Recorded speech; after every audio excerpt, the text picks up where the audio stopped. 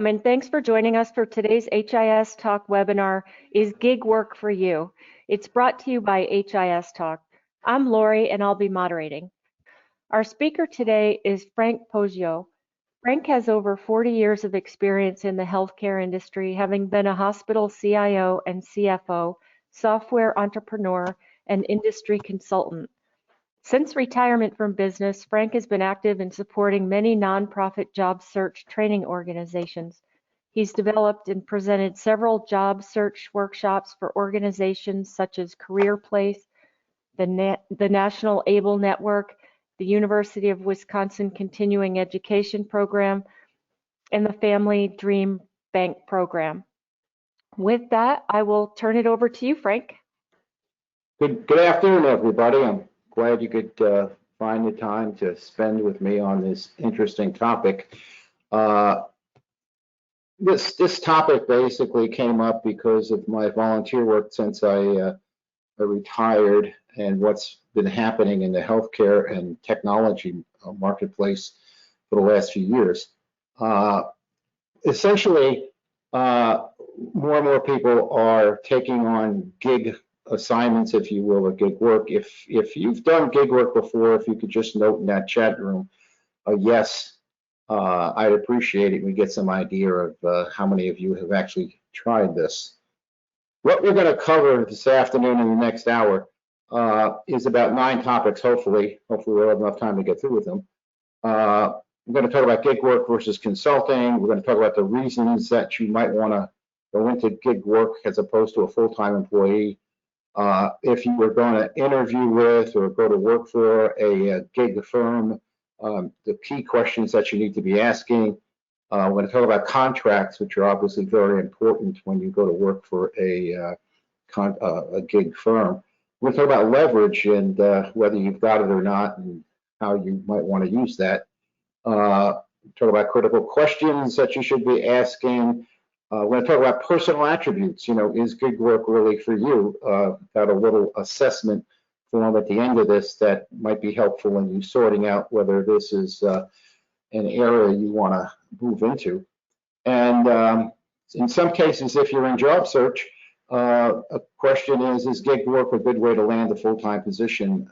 We'll touch on that. So moving right ahead, why would some people want to go into gig work, or in some cases it's referred to as a consultant? In my working with folks in job search, when they start talking about becoming a consultant or taking on gig projects as opposed to looking for a full-time position, what you usually hear if they still are working is they hate their current job, they don't like their boss, the commute's too long, the pay isn't enough, and all the usual complaints that you might have in a current position. That's a series of responses I will hear. Those folks that are in job search are complaining that job search is taking too long and it's too frustrating. They're getting tired of rejection, or they're always coming in second or third, and of course that doesn't help. Or they're saying nobody is hiring now, at least not in that particular field. Maybe they got an offer, but they can't move out of state, and they think they can do gig work, or simply they're running out of money.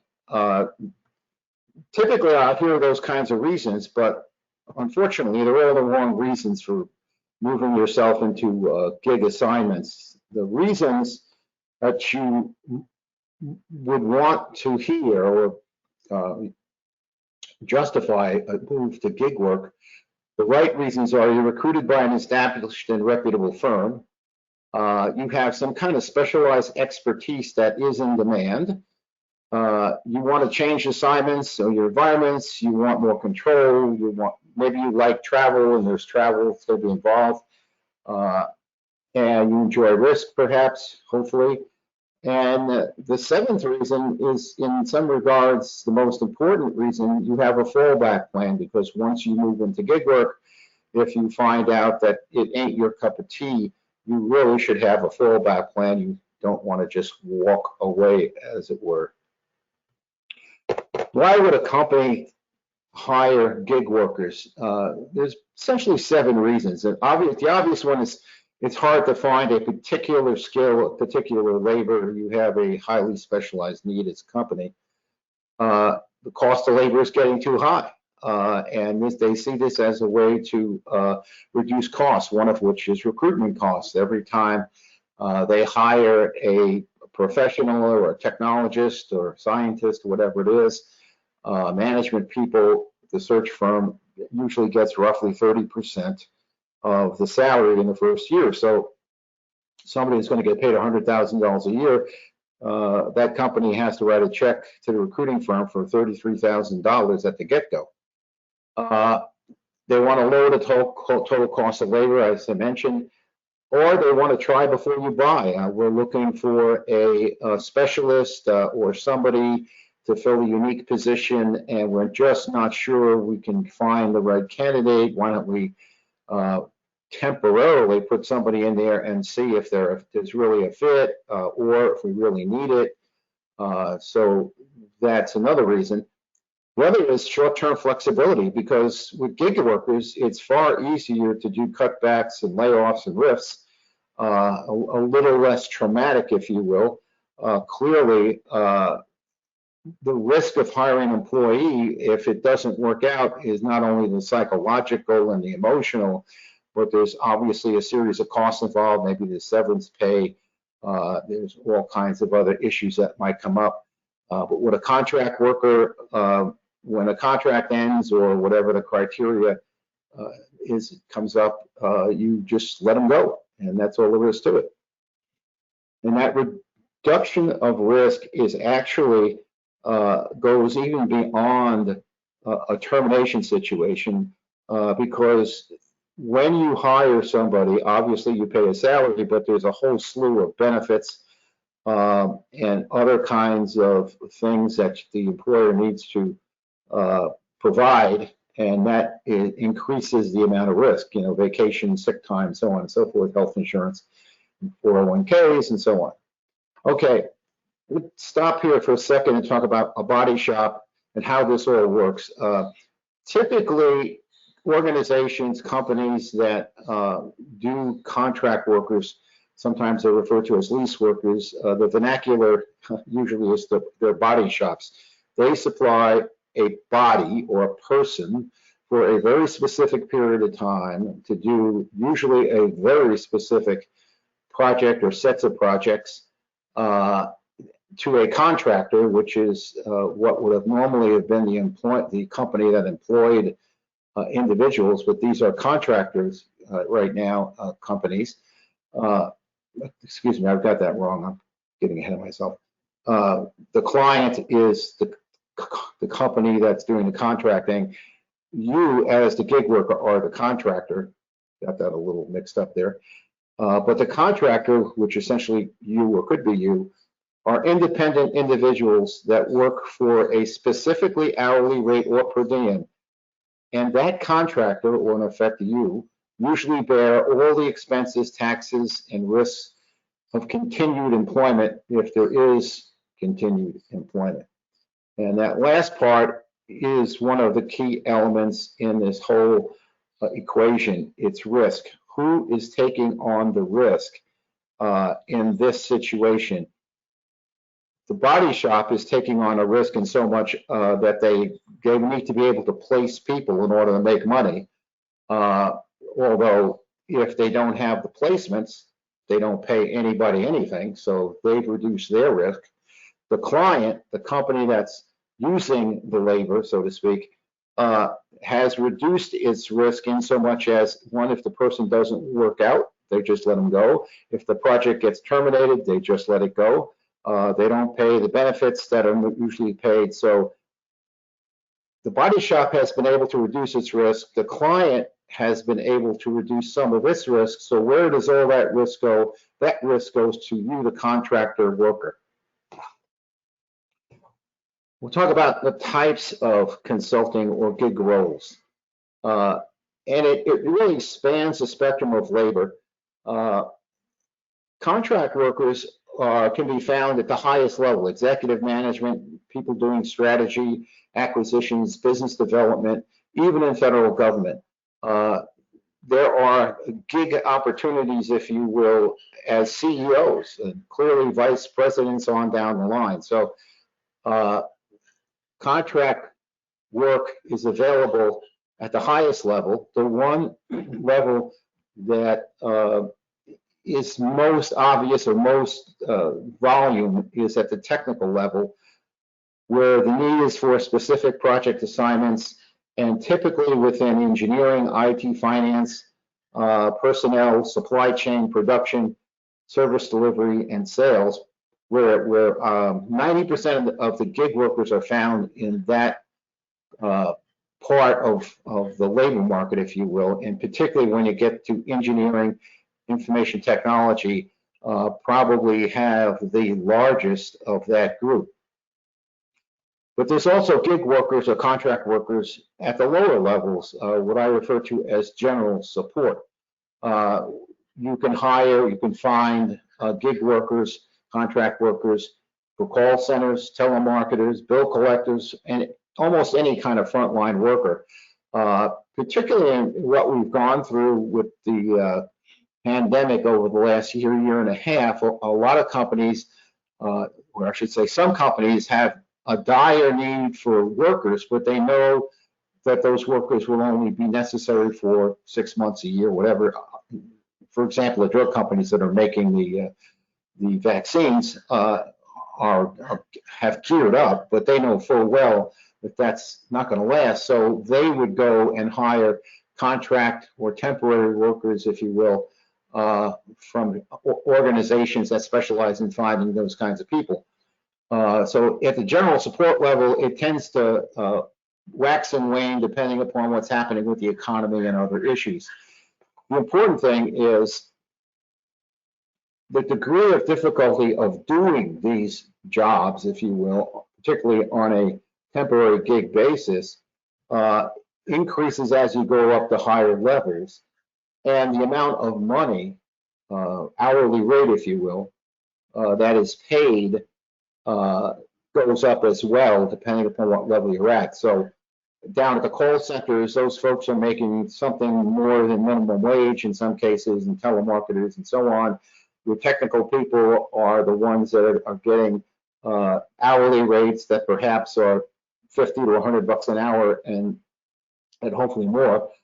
And when you get to the higher levels, you're talking hundreds of dollars an hour for people on a contract basis to fill those positions. I mentioned the pandemic and COVID, and obviously that's accelerated, if you will, this whole gig work situation, because more and more companies want to trade capital for labor, and that's what gig work basically is. It's capital for labor, and in order to reduce risk. And as I mentioned a minute ago, to the extent that they can reduce risk, they want to do that. If there's a temporary need, obviously, they don't have to deal with all the termination issues that might come up, and so forth. And with the pandemic, more people have gotten used to working from home. More companies have gotten acclimated to the idea that people can work from home and still be productive. And that feeds the whole gig thing, because it's easier to staff up, if you will, and to operate if people are working at home. And in years past, most companies, particularly the old line companies, were very, very reluctant to have people work from home. It's the old adage that if you weren't in the office, you weren't working. But they seem to have gotten over that. Most of them have anyway. So what I read in the business papers and journals these days is that even organizations like banks are saying that, well, maybe 50% of the folks can work from home, but the other 50 have to be in the office. So that's really what's happened with COVID. It's kind of accelerated this whole thing somewhat. If you want to be a gig worker, or you want to go looking for gig work, there's a number of places that you're going to look. There are clearinghouses on the web, Upwork, Odesk, WWorker, Guru, and that's just a few. There's hundreds, I'm sure. that are clearinghouses, and all they do is you put your name out there and your resume and all your criteria, and they hopefully find you a home, if you will, and they get a percentage of the placements in that regard. Classic employment search firms such as Robert Half have moved into placing gig workers as well. They got into that years ago when they realized that more and more companies were preferred gig workers in particularly, again, the technical areas. Organizations like Robert Half created their own gig division, if you will, or lease worker division, or whatever they chose to call it. Then you have IT staffing firms are probably one of the largest, if not the largest, areas of organizations that find and place gig workers. Tata, Apex, IBM, Tech, Analysis International. These are large organizations that will find and place gig workers in client companies on a project basis. And to some extent, they hire the gig worker themselves. I shouldn't say hire, they contract with the gig worker themselves, and then, in so many words, sell that talent to a client company at obviously a rate plus a profit. Then you have individual organizations of health systems, for example, are going more and more toward gig workers, particularly in the area of IT and certain technology areas. So if you're interested in gig work, you can go to a firm, a placement firm, if you will, or you can communicate directly with organizations in your area or in your area of expertise, because many organizations are expanding, if you will, their gig worker or contract worker arrangements. The advantage this has is there's no middleman. Now, that's both a pro and a con. The pro is that you probably will get a higher hourly rate. The con, essentially, is when that project or those projects are over, you're out on the street on your own again, and you've got to find the next project or the next client. And of course, you have the overall consulting and CPA firms, the Accentures and so on. The CPA firms will also take on project work, and they will hire gig workers, specialists, to help them on certain projects, but they will also place those people at client sites on a contract basis. So if you're interested in finding contract work, it's all over the map.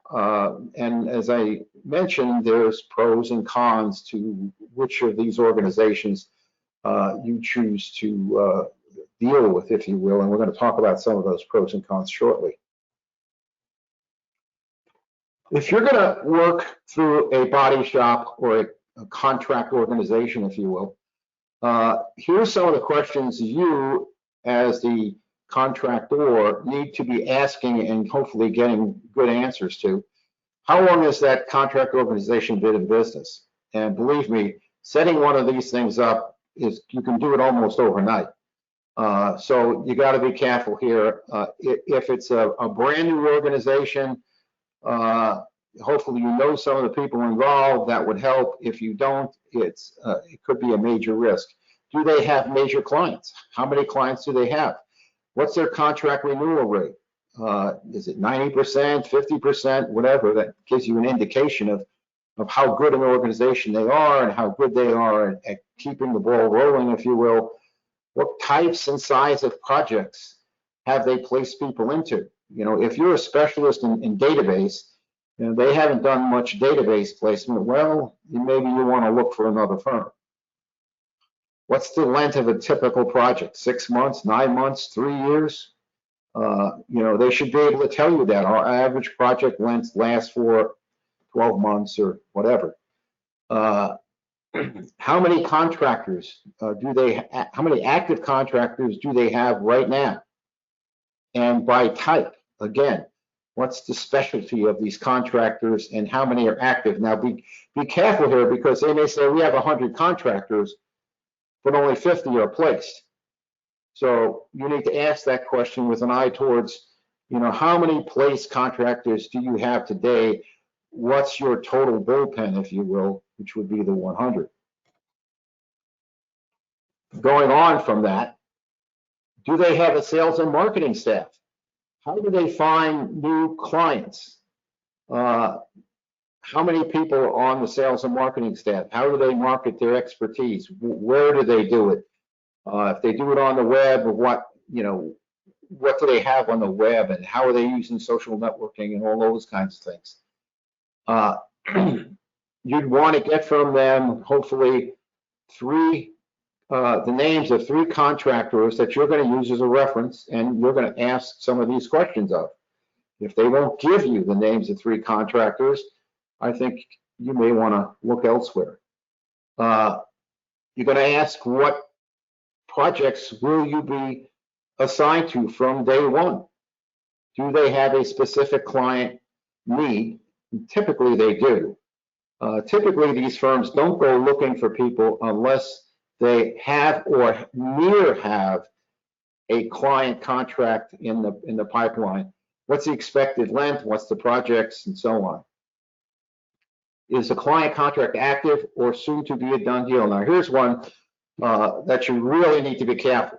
And I can tell you horror stories about people who have resigned from their regular employment position, signed up with a contractor, gave their 2 or 3 week notice to their employer, then showed up at the door of the contractor, and the contractor said, sorry, there is no job, we didn't get the deal with the client.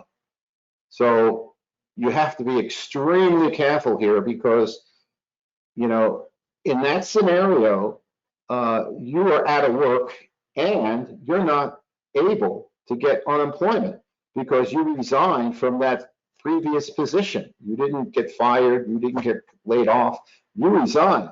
And now this contractor is telling you, well, we thought that we had the deal, but, and you're the one that's caught in the middle. So to whatever extent you can, you want to make sure that if they say, well, we're going to be signing a contract with company X and they need 5 people to do X, Y, Z, that in fact, if there's any way you can verify that, that's what you want to do. And or if you can't do that, you want to get some kind of assurance from this contract organization that if the contract falls through with the client, that there's they can do something to help you, in so many words, find other work. Other questions: what are the benefits? Do they have group plans? What about special equipment? Who's supposed to supply it? You or them? Training: do they do any kind of training? If you're going to be involved in a project and it requires maybe web development or whatever it is, and you're not a super duper web developer, do they offer any kind of training? You want to get a sample of the work agreement and their contract with you before you sign it, and you want hopefully to have a lawyer or at least somebody with a legal background review it to make sure that it covers the things that are most important to you. And some of those elements are these: non-compete and restrictions. A lot of these contracts have non-competes with them. In other words, they assign you to a client. You can't go to work for that client within a specified period of time unless they participate in that employment, which essentially means they get a finder's fee. So what kind of restrictions does the contract have prevent you from going to work with the client you're assigned to, or in some cases even clients that they have contracts with but you're not assigned to? So there may be other restrictions. Can you work with other firms? If this job is only going to keep, if this assignment is only going to keep you busy 2.5 days a week, can you work with other firms, or can you work on your own? So if you're committed to 3 days at company X, what are you going to do with the other 2 days? Can you pick up your own contracts? A lot of firms won't let you do that. How long does a contract last? What's the duration? And what's the termination? Who gives notice? Who is it? Both ways, one ways? And do you have the right to refuse a project? If they want to assign you to a project and you don't feel comfortable in that project, can you refuse the project? And what are the implications of that, of course? Because keep in mind, if they don't place you, they don't get any revenue. Now, they're not paying you anything, but nonetheless, they don't get any revenue. Excuse me. Can you recruit other contractors? So, you know, can you bring other contracts into the mix, so to speak?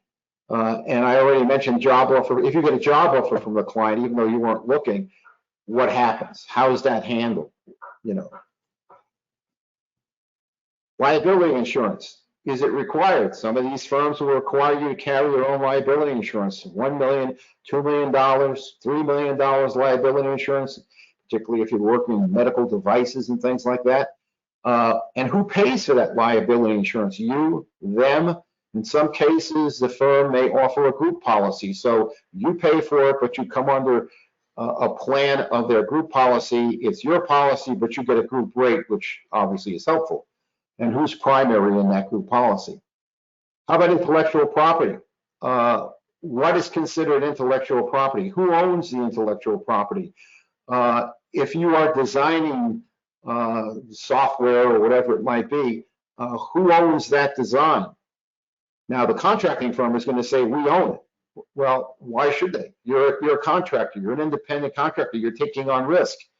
And if you bring to the table certain technologies, certain design elements from your past work, if you do not get this covered in a contract that addresses intellectual property, they could wind up owning stuff that you designed and developed 10 years ago. So here again, you really want to look carefully at intellectual property, have a legal expert look at it and give you some guidance. Overtime and bonuses. Are there any bonuses? Do they pay overtime? One of the advantages in many contractor situations, not all, but some, is they will pay overtime. So if you work 60 hours a week, you're getting paid for 60 hours. It's not like a standard employment arrangement where you're getting paid 40 hours a week, but you're putting in 60 and maybe you're getting a nice pat on the back. So what about overtime?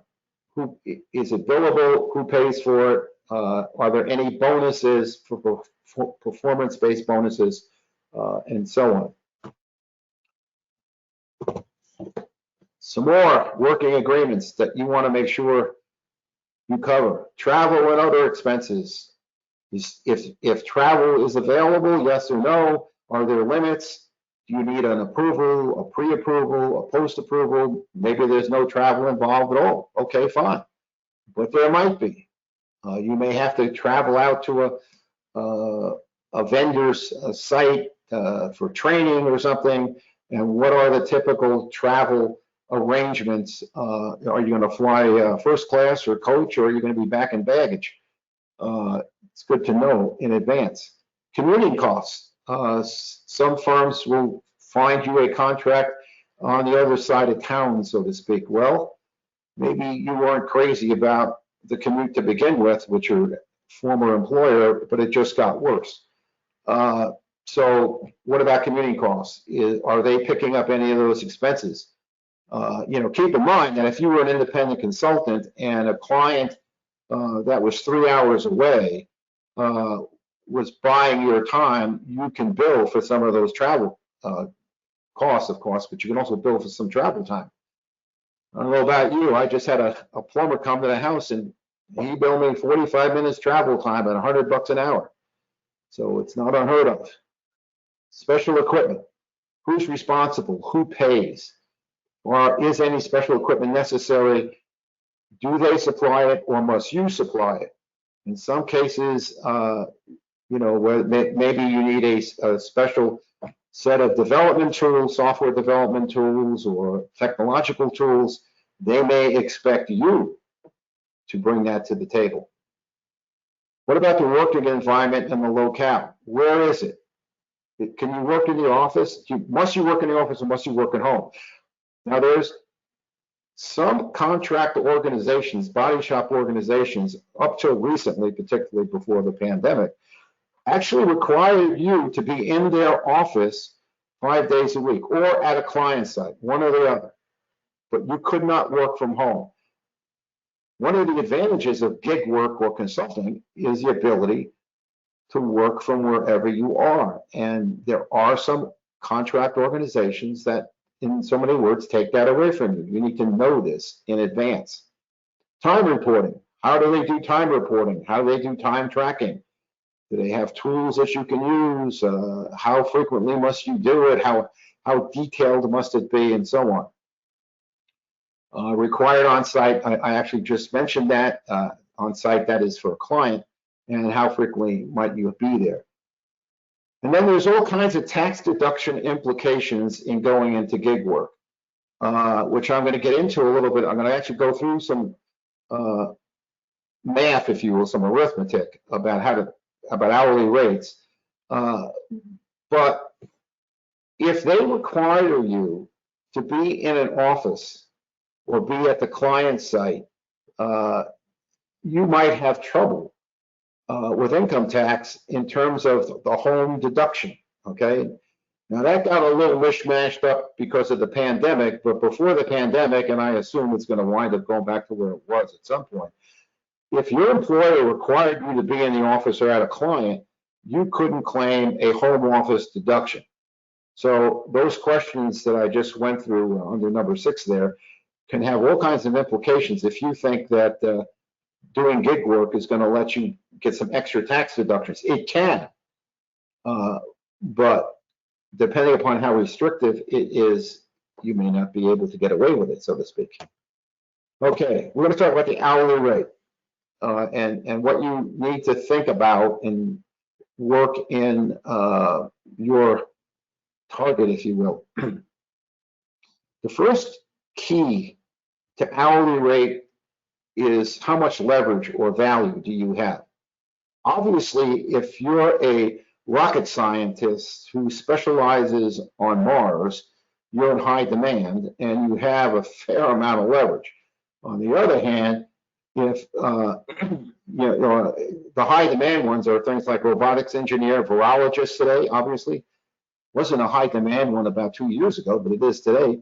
Artificial intelligence, agile development, biomedical engineering, those are all high demand, high expertise areas.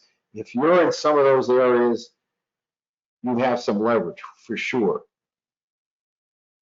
The second level is what I call moderate demand. You're a web developer, a Java, COBOL programmer, and so on. Now, 10 years ago, those were high demand areas, but today there's plenty of web developers, there's plenty of Java and COBOL programmers. You know, in the year 2000 happened 20 years ago, if you were a COBOL programmer, you could literally name your price. Those of you that are probably 25 years old wouldn't appreciate that. But back in 1998, if you could spell COBOL, you could name your price.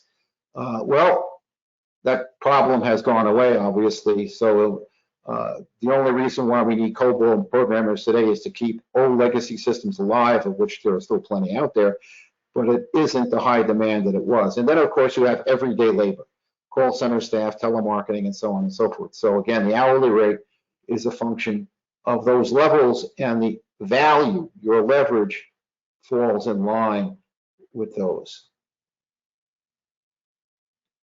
The higher demand, the higher the hourly rate you can expect. So if you want to know or get some idea of whether you have leverage or not, these 7 areas are the things you need to be thinking about. Industry critical timelines. Are you in an industry where there's critical timelines, critical regulations that are coming to bear, safety issues, outages, and so on? If you're in an industry, working in an industry, and healthcare in some regards is, obviously there's plenty of regulation, there's plenty of, with the pandemic, there's plenty of critical timelines. If you're in that, it goes to your advantage. Do you have specialized knowledge, whether it be technical, legal, industry, or other? That's hard to find. Again, COBOL programmers versus agile programmers and so on. What experience or knowledge of cutting edge tools do you have? In other words, how up to date are you in your tool set? What's the status of the labor market for the work that you do. And you have to consider both inshore and offshore, because when you go for gig work, one of the things they're always looking at is offshore. So if you have a special area of expertise, but there's a million people in India, that obviously diminishes your value at least a little bit. Competing contractor firms, strengths and weaknesses. If there's 3 firms that are specializing in agile development, they're competing with one another, okay? And that could actually help you. And they're looking for people to fill those positions, and there may not be enough.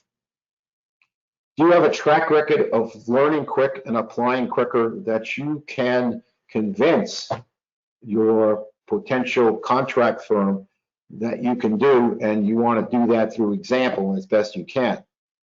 And last and not the least important is when a contract firm interviews you, they're also not only looking at your technical background and all those other 6 criteria that I just rattled off there, they're looking at, can you open doors to new sales opportunities?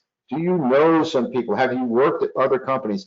Maybe you spent 7 years at Health System X, and they're looking at you and saying, so you know the CIO there, you know the vice president of this. And what's going through their minds in so many words, although they may not bring it out at that point, is can you open doors for us to sell expertise, contractor folks to that organization? If they think you could open a door, your value goes up significantly.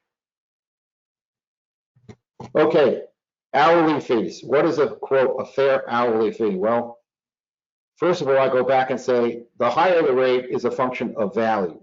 And value is those leverage things we talked about. But working through the mechanics,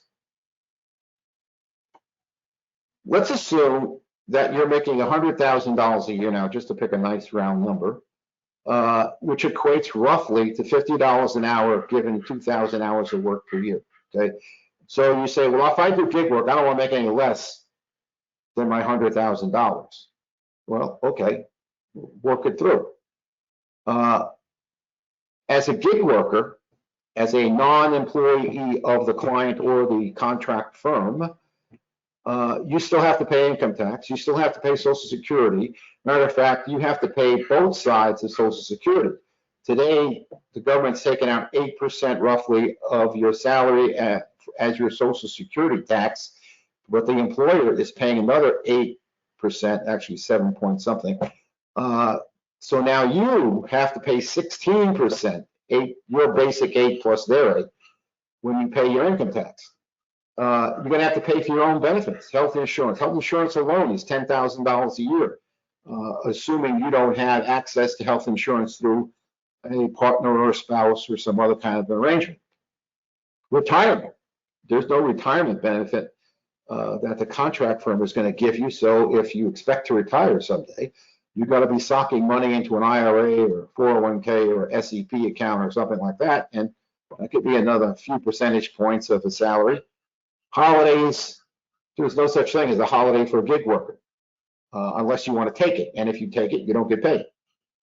Training, if the firm doesn't supply training and you need to keep up to date on new technologies, that's coming out of your hide. And vacation, well, nobody's paying for a vacation. So if you want to spend a week at the beach, that just costs you a week's worth of income. If you add all that up as a benefit package, you're going to come up with something in the order of 20%, probably maybe a little bit more. So the $50 an hour, you have to add 8% for that Social Security. You got to add another 20% for those benefits that you were currently getting.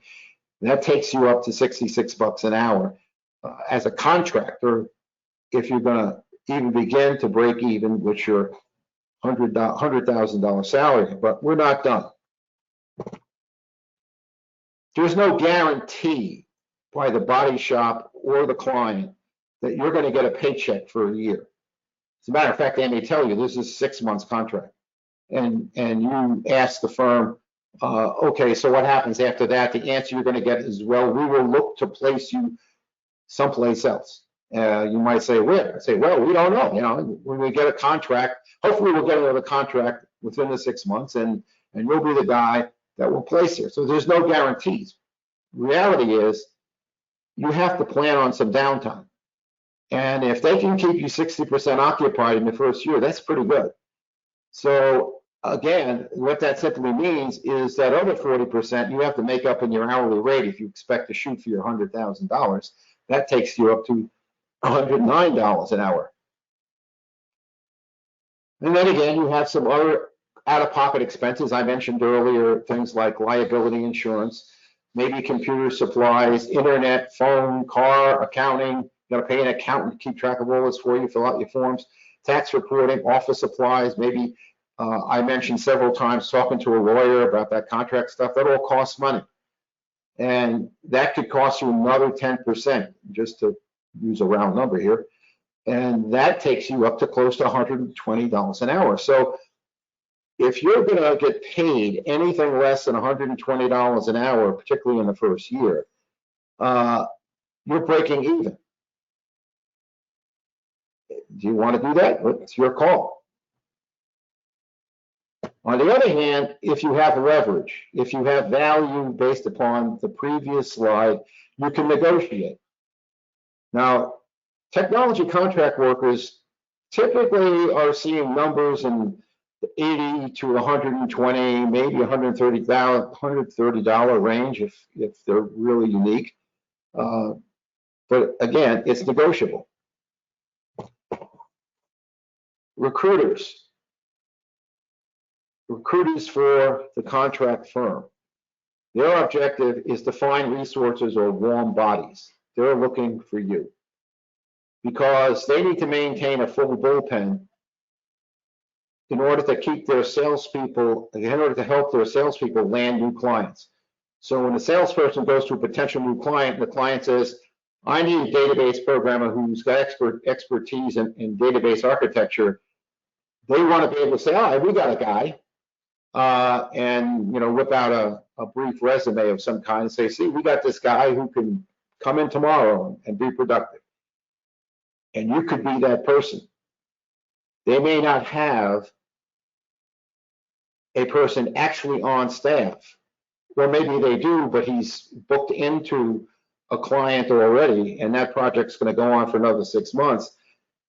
But you have been talking to the recruiter, and now he looks at you, and first off, you've got a little bit more value in that scenario. He's going to be working to get you to come to his firm, because if you come, they get a client contract. So he's going to squeeze you into the client, and maybe he's already negotiated a rate, an hourly rate with that client.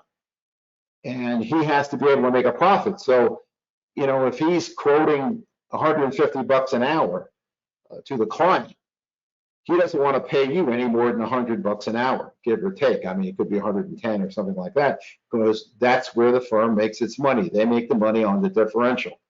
And of course, that recruiter is going to be telling you it's a done deal, as I mentioned in the earlier slide. And he's hoping you come on board and he gets the contract about the same time and everybody's happy. Doesn't work out that way. Who's caught short? And in smaller firms, the recruiters also do the selling, which makes it even more interesting and a little bit more of a conflict of interest. Okay, freelance, gig, or consulting. Now, this is if you want to go out on your own, not through a firm. Here's some of the pros. One of the benefits is you call the shots, you're your own boss. And of course, there's a potentially higher income with some tax benefits. But on the con side, the negative side, the customer is the boss. So there's always a boss. And it's a higher income, but it's a high risk income because you must keep the job going, if you will, and that contract could end, and now you need to find more work. So you must also pay the tax accounting. So there are tax benefits, but you're going to have to pay a tax accountant. The pros of doing it on your own is you work when you want, and it's a low cost of entry. I mean, you don't have to buy any $1 million equipment or anything like that, maybe a few $1,000s. The negative side the customer demands your time. So the customer could say to you, we need to get this project done and you need to work all weekend to get it done, okay? Maybe you're used to doing that, that's fine, but the fact of the matter is you don't always work when you want and how you want. You work at the convenience of the customer for the most part. Low cost of entry, well, yeah, it is, but the investment is a lost salary, personal time, and travel costs, because you have to find this business. And for some period of time where you're looking for projects, you're not getting a salary. One of the big things in this scenario of doing your own thing is you control sales, so there's no unrealistic promises. You're not looking at a sales guy who said, well, I told them you'd have it done next month, and you're shaking your head going, what? Because you control the sales, you can make or ignore the promise or make realistic promises. And of course, it's not boring because you really don't know what could happen next. The offside of that is the salesperson isn't selling, so who's selling? You must sell. And technology people, selling is not one of their strengths. And the hours are unpredictable, and the projects to some degree are unpredictable, which makes it not boring, but nonetheless, there's risk involved in that. You get to define your benefit package, and there are no interruptions. You're always focused. You don't have to deal with committees and dumb bosses and things like that. On the offside, you can define your own benefit package, but you're going to pay for all of it, including vacations and so on. And I might also add that there's no unemployment insurance here. So if you can't find work, you can't go to the state unemployment office and say, hey, I'd like to get some money from the feds or the state. And as far as the interruptions go, there's also little or no support system. There isn't much of a coworker morale booster or attaboy. So you really have to be independent, work on your own, and not be looking for a community, if you will. So that's if you do your own thing. Now, I'm going to change it a little bit and say, what if you do it through a body shop, okay? Well, the first thing that goes out the window is you don't call the shots, the firm does, and of course the potential for higher income is still there. The shop of the customer is the boss. It's still high risk income, and the tax benefit issue is still the same. You don't work when you want, you work when they place you at a client based upon the hour requirements of that client. It's still low cost of entry. Customer still demands your time. Investment, again, is for whatever downtime there is, and personal time and travel costs, you still need to bear that. You no longer control the sales. The sales is done by the firm, and as I said earlier, they could be contracting for projects that maybe aren't your cup of tea. Again, it's not boring, I give you that. But again, it's unpredictable hours and projects potentially because there's timetables and criteria that needs to be met and so on. Here again, you define your own benefit package because the firm isn't going to supply you with any benefits almost whatsoever. And again, no interruptions, always focused, no committees. Yeah, there's a fair amount of truth in that, maybe. Again, you pay for all your benefits. There is a gig shop support system, hopefully. When you get to those questions of asking in the gig shop, you may want to ask about that sort of thing. But it can be highly variable based upon the firm that you contract through. So you're thinking of going into gig work or consultancy. Here's 10 things you need to do. Identify your niche, research your target markets, get certifications if you need them, set short and long-term goals, build a marketing plan, social media focus in detail. How are you going to get the word out? How often are you going to do it? Who's going to do it? What's it going to cost?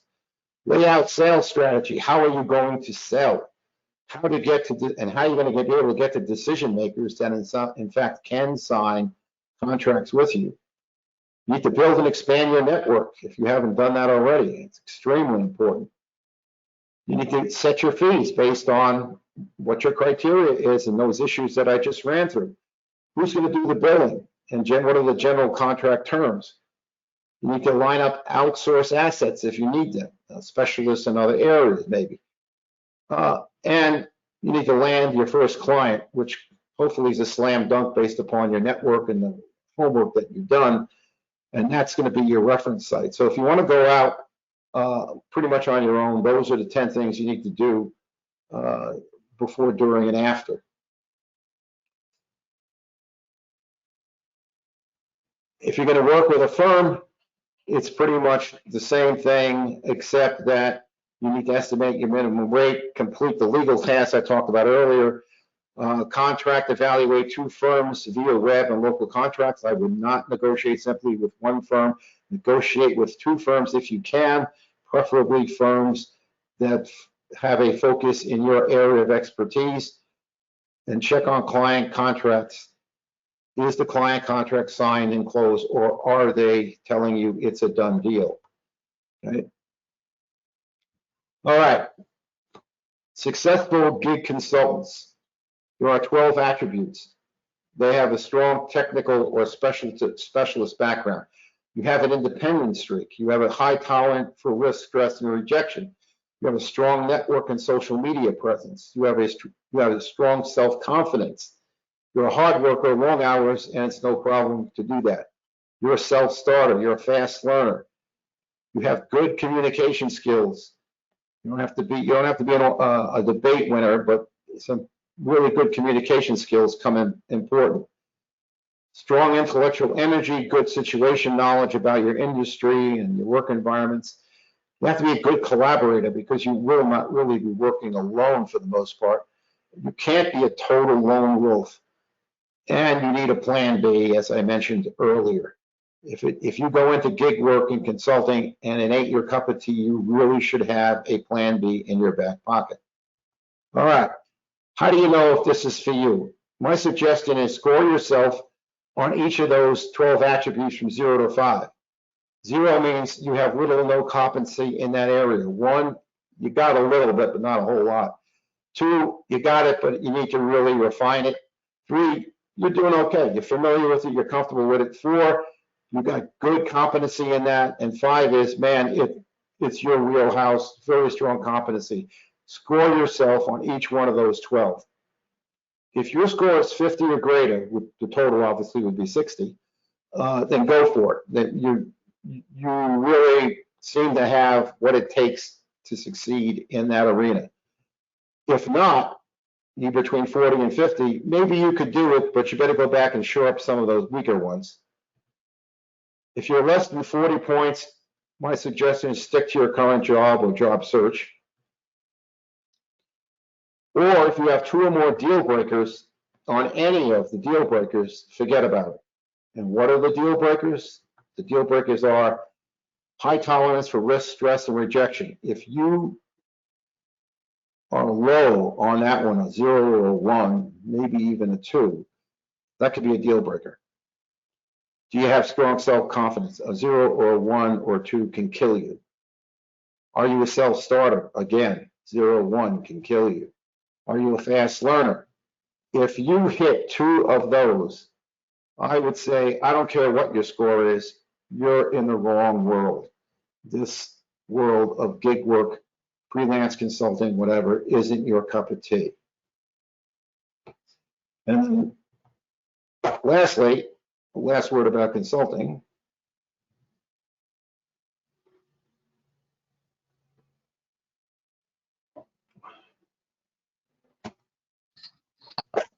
Thank you for your attention and good luck in your pursuit of gig work or whatever you choose to do.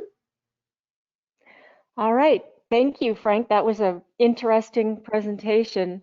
Attendees, keep an eye out for an email that will provide you with a link to the recording of today's webinar, as well as a PDF version of the PowerPoint presentation. We look forward to seeing you at our next HIS Talk webinar. Enjoy the rest of your day.